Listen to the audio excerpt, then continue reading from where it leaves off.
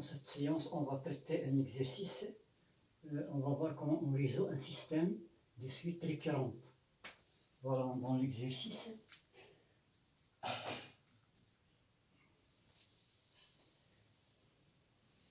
On considère le système.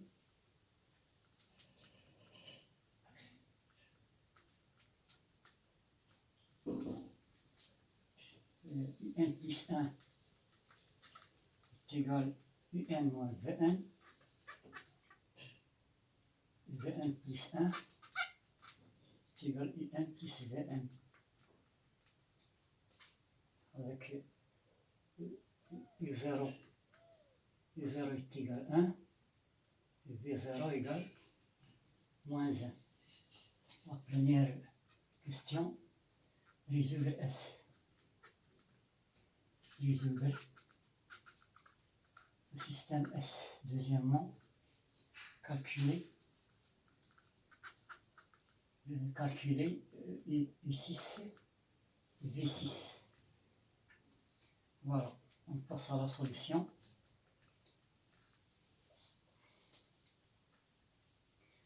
Alors le système S sera équivalent à U1 plus 1, V1 plus 1 est égal à la matrice A qui multiplie le vecteur UN Vn. Et la matrice A, c'est la matrice 1, 1, moins 1, 1. Voilà.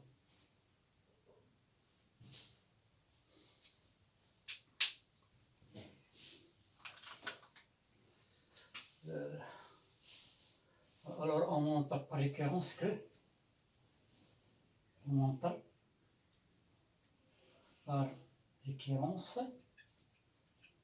que le vecteur UN Vn est égal à puissance n et 0 V0. Donc on va calculer A puissance n. On calcule A puissance n. Donc on va calculer le polynôme. On calcule le polynôme caractéristique de A, A de x. C'est le déterminant de 1 moins xi. Donc elle va donner 1 moins x moins 1 moins x. Et ça, elle va donner 1 moins x au carré plus 1. Voilà. On va chercher les valeurs propres dans C. Voilà, ça, elle va donner 1 moins x. 1 moins x au carré moins i au carré, c'est-à-dire 1 moins x moins i, facteur de 1 moins x plus i. Voilà. Donc PA de x il est égal à 1 moins i moins x qui multiplie 1 plus i moins x. Donc les valeurs propres de A, les valeurs propres de A, bien sûr, dans C, sont lambda 1 est égal à 1 moins i, ou bien 1 plus i, et lambda 2 est égal à 1 moins i.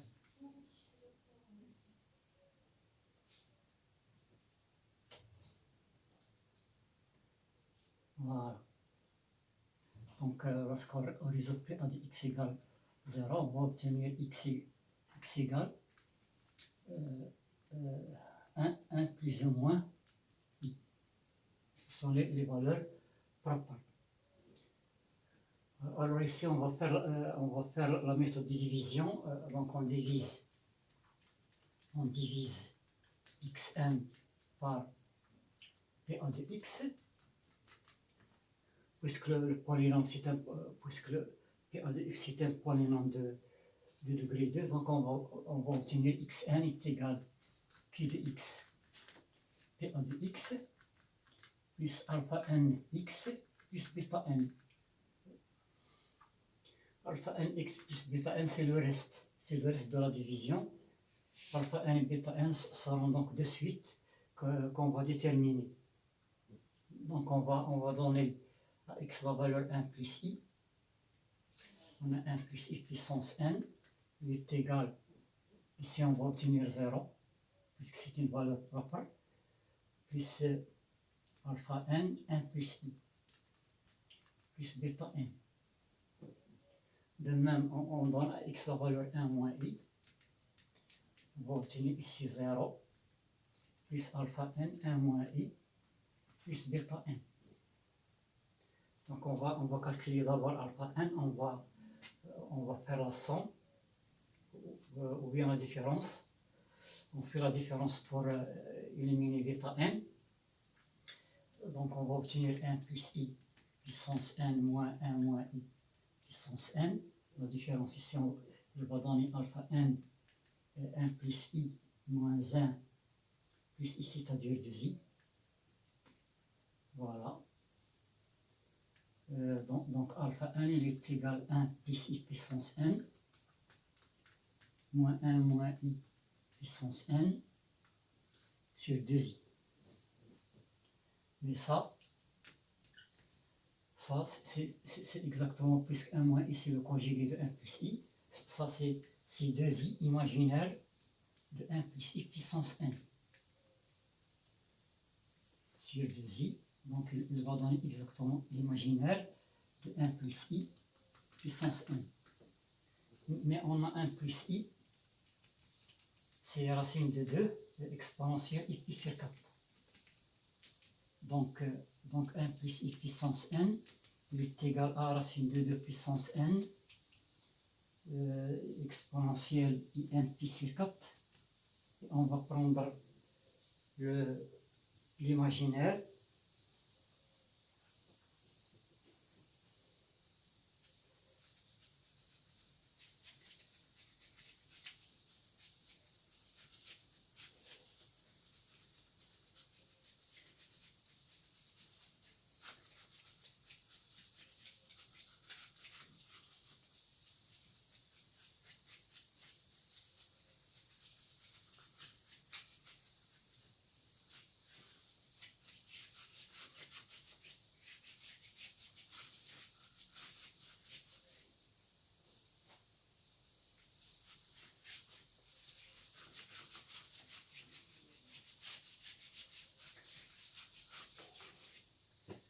Voilà, donc alpha 1 il est égal à l'imaginaire de ça, c'est racine de 2 puissance n sinus n pi sur 4.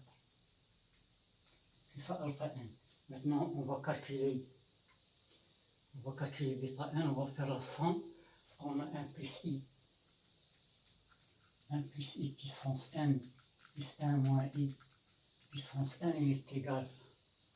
On va faire la somme, donc il va donner 2 alpha n plus 2 bêta n.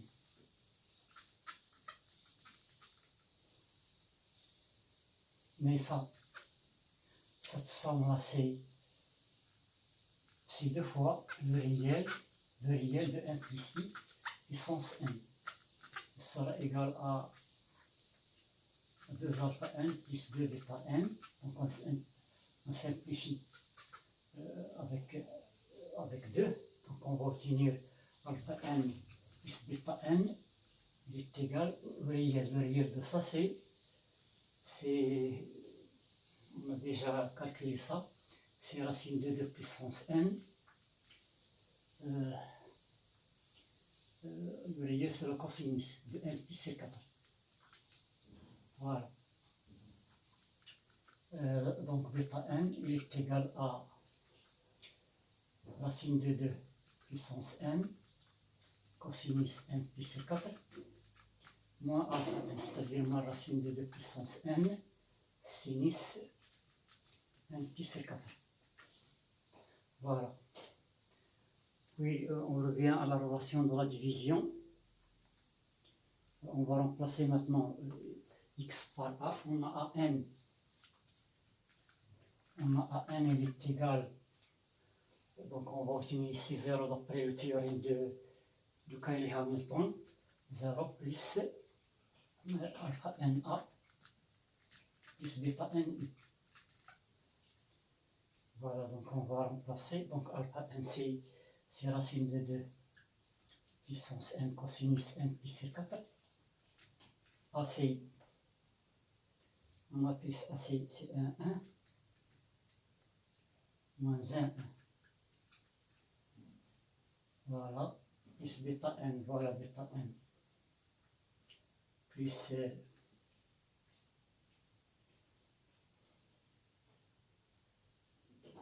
voilà.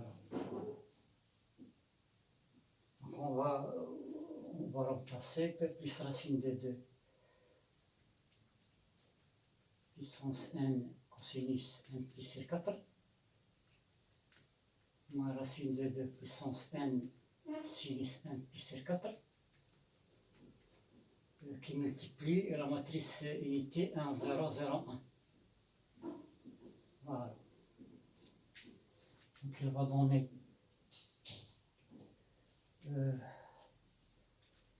racine de 2 puissance n cosinus n pi sur 4. Ici, moins racine de 2 puissance n cosinus. Non, alpha n c'est quoi? Non, alpha n c'est le sinus, c'est pas le cosinus. Alpha n c'est le sinus. Le sinus.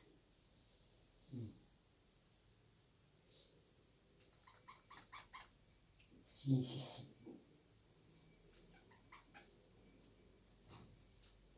Voilà. Racine de 2 puissance n sinus n pi sur 4. Ici, racine de 2 puissance n sinus n pi sur 4 plus racine de 2 puissance n cosinus n pi sur 4 moins racine de 2 puissance n sinus n pi sur 4. Ici c'est un 0, ici c'est un 0, ici la même quantité.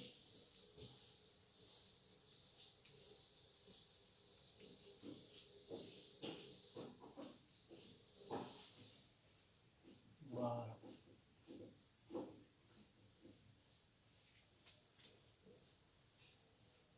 Donc lorsqu'on fait la somme, on va obtenir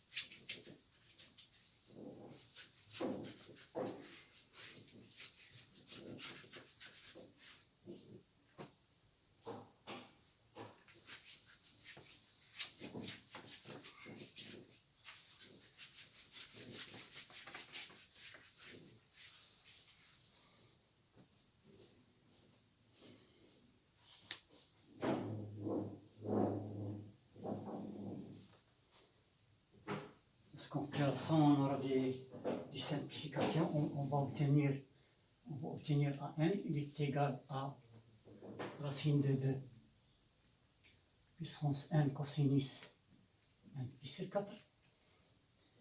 Ici racine de 2 puissance n sinus n pi sur 4.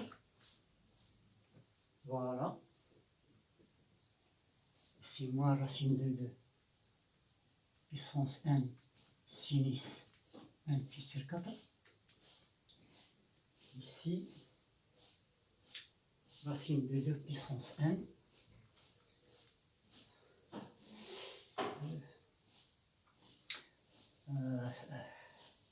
sinus cosinus, 1 pi sur 4.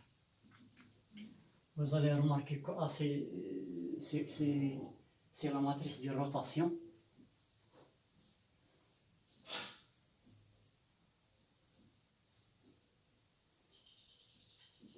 Si on divise par racine de 2, on va obtenir la matrice d'une rotation.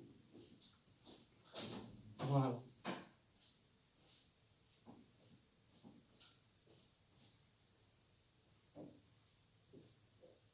Donc on a une remarque ici, on va faire ça comme remarque, on a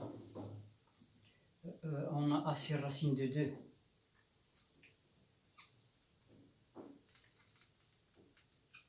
il est égal, ou bien 1 sur racine de 2A, il est égal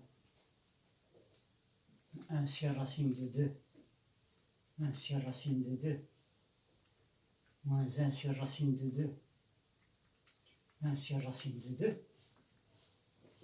Et ça, bien sûr, il est égal à cosinus de pi sur 4. Ici, c'est le sinus de pi sur 4. Ici, c'est moins le sinus de pi sur 4. Le cosinus de pi sur 4.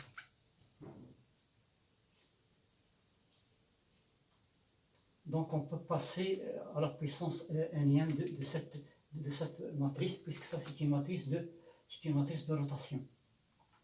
Matrice de rotation, voilà. Matrice de rotation. Ça, c'est une remarque. Donc, on peut calculer à puissance n par cette méthode. Donc, on a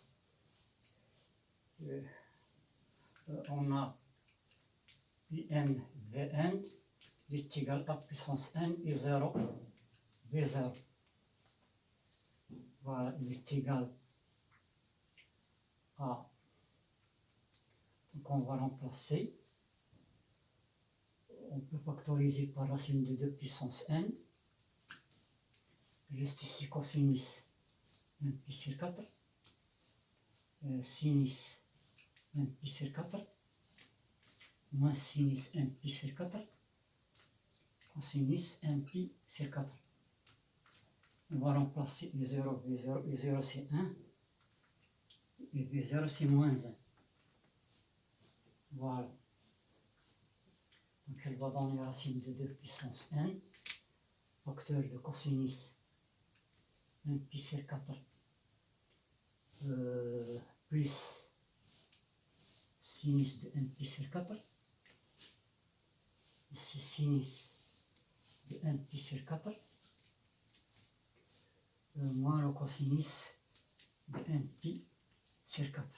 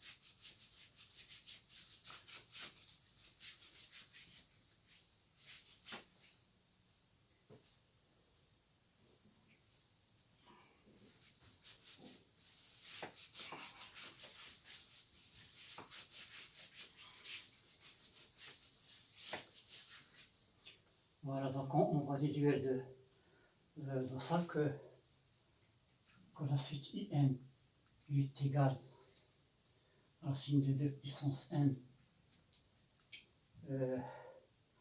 cosinus n pi sur 4 plus sinus n pi sur 4 et Vn est égal à racine de 2 puissance n, sinus n pi sur 4 moins le cosinus de n pi sur 4. Moins le cosinus de n pi sur 4. Voilà. Cosinus moins sinus 1 moins 1. Sinus moins le cosinus. Voilà, c'est ça. Voilà. Donc on a déterminé la forme explicite des suites IN et Bn. On va passer maintenant à la question 2. La question 2, c'est facile. On va calculer I6. On a I6. I6 c'est égal à racine de 2 puissance 6. Cosinus 6 pi sur 4, c'est-à-dire 3 pi sur 2, plus sinus 3 pi sur 2. Voilà. Ça c'est 2 à la puissance sur 2 au cube. 2 au cube c'est 8. Si on cosinus de 3 pi sur 2, c'est le cosinus de 2 pi moins pi sur 2. Plus le sinus de 2 pi moins pi sur 2. Voilà, c'est ça. 2 pi c'est une période, donc on va obtenir le cosinus de moins pi sur 2, c'est 0. Sinus de moins pi sur 2, c'est moins 1. Donc elle va donner moins 8.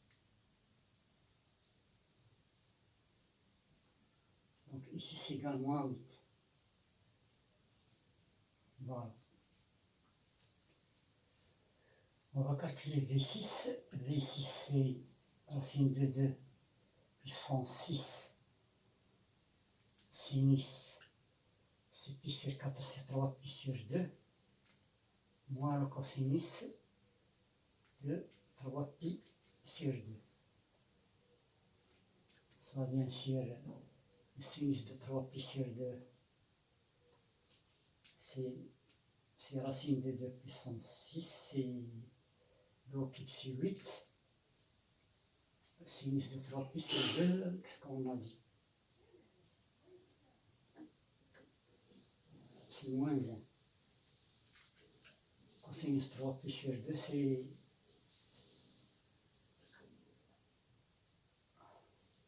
0. Donc on a obtenu la même valeur. Voilà, on a obtenu la même valeur. Voilà. Je pense qu'on a répondu à toutes les questions qui se trouvent dans l'exercice. La vidéo est terminée. Merci de votre suivi.